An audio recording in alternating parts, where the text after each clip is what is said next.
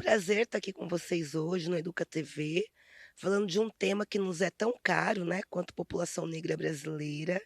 que é sobre racismo, se é sobre as nossas histórias, as nossas contribuições e a nossa representatividade na sociedade. Eu penso como toda a maior parte da população negra, né, nascida na diáspora brasileira, que só na Constituição de 1988 se reconheceu como racista, né, passaram-se a pensar a necessidade de elaboração de políticas públicas em vários aspectos, sejam na cultura, seja na educação, seja na sociedade, seja para moradia, para alimento. Para que houvesse equidade em oportunidades, não é falar de uma trajetória muito fácil. Um país onde as diferenças perpassam a cor da sua pele, e quanto mais escuro você é, mais racismo você sofre,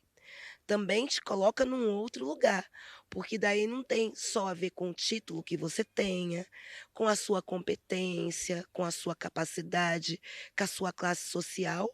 mas com um estereótipo que foi por muito tempo colocado, reposicionado, de que as pessoas mais escuras, que estavam associadas aos escravizados, que vieram para o Brasil mais de 4 milhões de pessoas, sendo tratadas como objetos e não como pessoas,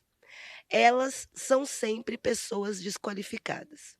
Então, desconstituir essa ideologia não é uma tarefa fácil. E é extremamente importante a compreensão,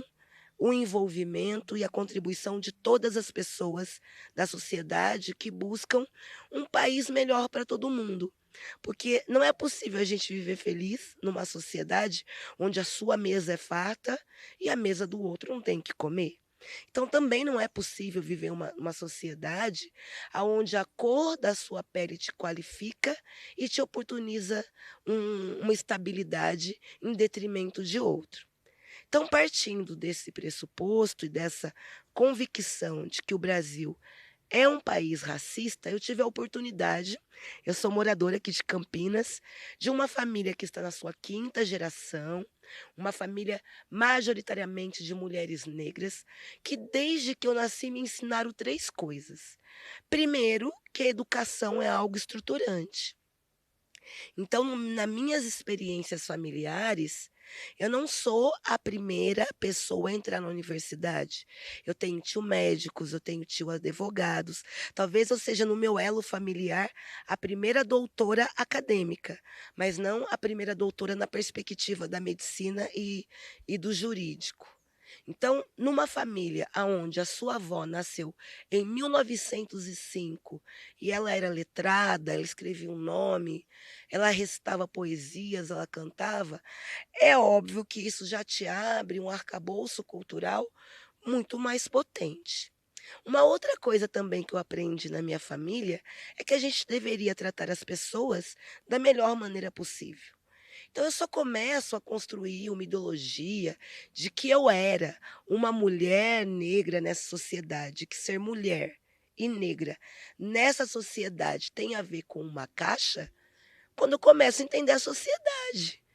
Porque eu não ouvi em casa: "Você é mulher negra, e isso vai te trazer isso ou aquilo". Eu a ouvi em casa que eu tinha que ser uma pessoa que tinha valores, que respeitava a família, que respeitava a outra pessoa como queria ser respeitada, porque como em qualquer casa, uma criança não nasce racista. Ela se transforma a partir daquilo que ela ouve, que ela escuta, que seus pais reproduzem, né, é uma construção social. Não é um ato de nascer, ninguém é racista, essencialmente. As pessoas se tornam a partir dos valores que elas carregam, a partir das coisas que elas se envolvem, a partir das crenças que elas alimentam. Então, nesse sentido também, felizmente, eu tive a oportunidade de começar a pensar o racismo não a partir do ódio ou do desejo de vingança de uma sociedade que há mais de 200 anos matam pessoas pretas.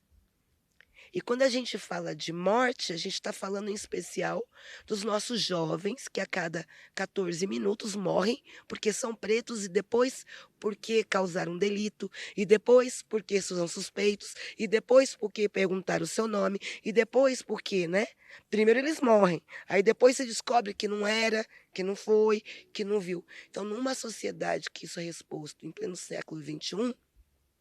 é óbvio que entender e se juntar e se unir em relação a essa luta racista também, a partir dessa compreensão, e aí da compreensão que o meu corpo carregam marcas e que também é um corpo que está em risco se eu não tiver respaldo, se eu não me cuidar, também me trouxe uma outra concepção. E aí o reencontro com a minha tradição do jongo, que é uma manifestação cultural, um patrimônio cultural brasileiro, registrado e reconhecido nacionalmente pelo IPHAN, que é o Instituto de Patrimônio Histórico, também contribuiu para que me desse pertencimento, identidade, representação. E aí sim, a partir desses 3 pilares, eu começo uma vida de pesquisa e de militância para contribuir com essa luta antirracista, mas principalmente por uma educação inclusiva,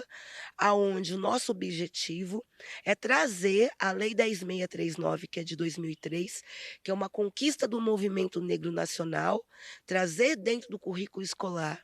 o debate da educação inclusiva, com a contribuição dos diversos povos e etnias que vieram para cá como escravizados, mas que dão o tom,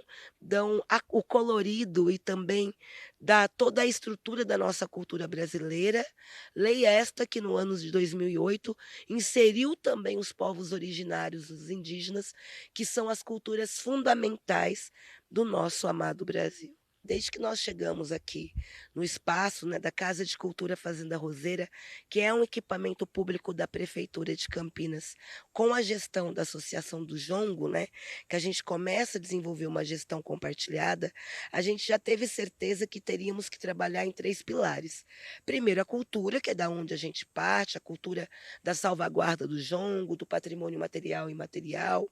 A cultura dessa matriz africana que é diversa e que perpassa nas roupas, nas diversas etnias dos povos africanos, no nosso comer, no nosso falar, na nossa linguagem, na nossa musicalidade, no nosso corpo, na forma que a gente se organiza de uma maneira coletiva comunitária, na nossa circularidade, enfim. A gente não tinha dúvida que a cultura era estruturante, como a educação, que esses valores afrocivilizatórios, como discute a Zoilda Trindade, desde a educação infantil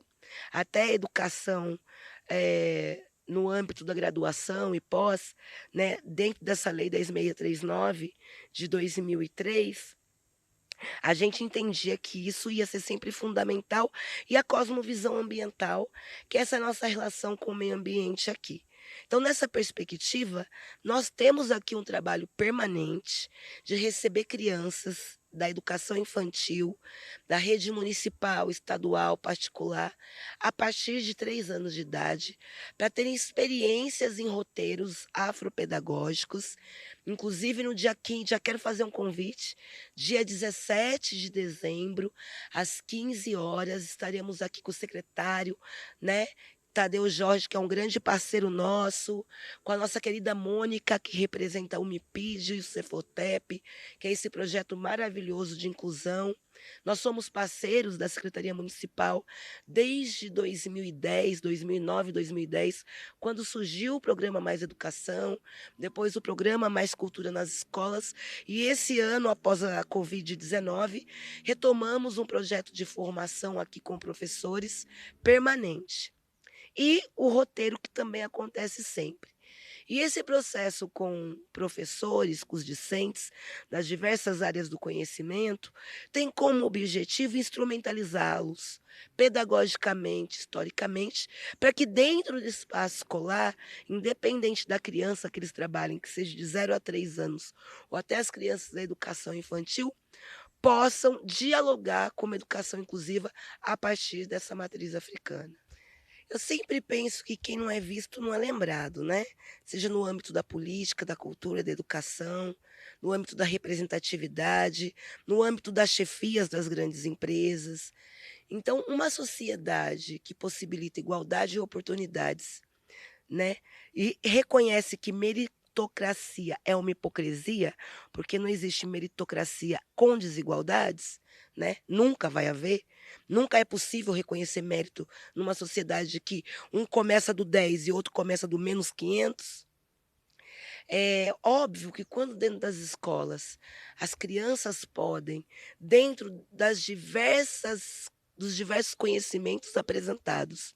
das diversas belezas, elas também se verem, isso vai trazer um fortalecimento identitário indiscutível. Vai trazer um retorno, sim, para as crianças negras, que quando se veem representadas, elas entendem que elas fazem parte, como para as crianças indígenas, que quando elas se veem representadas, elas se fazem parte, e como para a maioria das crianças brancas, que já se sentem representadas desde que acordam, porque a nossa sociedade já faz isso diariamente para elas. Agora, mais do que a importância da autoestima, do empoderamento, da alegria, que sim é subjetivo, mas que transforma a realidade de cada indivíduo que carrega uma tez mais escura, tem também a possibilidade, que é o papel da educação, que eu acredito, de ensinar a todas as crianças, independente de serem pretas, brancas, amarelas, indígenas, a importância de todas as culturas, de todos os saberes, de todas as contribuições para a contribuição de uma sociedade. Porque quando uma criança negra se reconhece, quando uma criança indígena se reconhece,